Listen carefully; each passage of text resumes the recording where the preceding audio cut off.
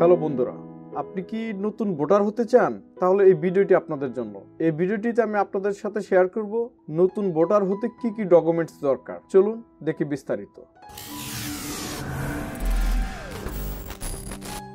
নতুন ভোটার হতে মূলত 4টি ডকুমেন্টস আপনার থাকতে হবে সাথে, তাহলে আপনি শুদ্ধভাবে সুন্দরভাবে ভোটার নিবন্ধনের জন্য আবেদন করতে পারবেন। আর এই 4টি ডকুমেন্ট থাকলে ভুল হওয়ার সম্ভাবনা কম। তারপরেও যখন আপনি অনলাইনে আবেদন করবেন দ্যাট টাইম এই ডকুমেন্টসগুলো দেখে খুব সুন্দরভাবে করতে হবে, কারণ ভুল হলে অনেক সমস্যা। আর এখন ভোটার নিবন্ধনের নতুন নিবন্ধনের কাজগুলো সাধারণত স্কুল টিচাররা করতেছে বিভিন্ন সার্ভিস পয়েন্ট থেকে। তো নতুন ভোটার হওয়ার জন্য প্রথমে যে ডকুমেন্টস দরকার 17 ডিজিটের অনলাইন জন্ম সনদের কপি। এখানে জন্ম সনদের কপিটা বাংলা এবং ইংলিশ ভার্সন বোথ থাকা উচিত, কারণ যখন আপনার নামটা ইংরেজিতে লিখবেন তখন অবশ্যই জন্ম সনদের সাথে সিমিলার হওয়া উচিত।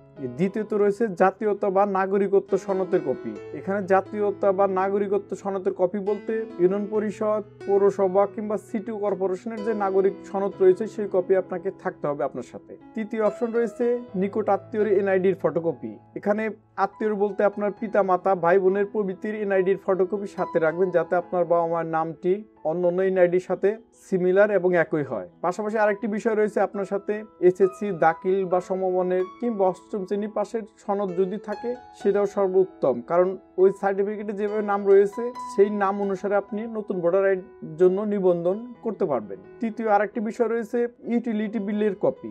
এখানে ইউটিলিটি বিল বলতে বুঝি আমরা বিদ্যুৎ বিল, গ্যাস বিল, পানির বিল কিংবা আরেকটি অপশন রয়েছে চৌকিদারি রসিদের ফটোকপি। চৌকিদারি রসিদের ফটোকপিটা একটু গুরুত্বপূর্ণ, কারণ যখন আপনার হোল্ডিং নাম্বার লিখবেন তখন অবশ্যই হোল্ডিং নাম্বারটা এই চৌকিদারি রসিদ কিংবা পৌরসভার ট্যাক্স বা সিটি কর্পোরেশনের ট্যাক্সের পেপারে এখানে হোল্ডিং নাম্বারটা রয়েছে। তো এই জন্য আপনার হোল্ডিং নাম্বারটা দেখার জন্য চৌকিদারি রসিদের প্রয়োজন। আরেকটি বিষয় উল্লেখযোগ্য রক্তের গ্রুপ, যেটা আপনার অবশ্যই দরকার। আপনি যখন আবেদন করবেন এখানে ব্লাড গ্রুপ কোনটি সেই অপশনটি দেওয়ার সুযোগ রয়েছে।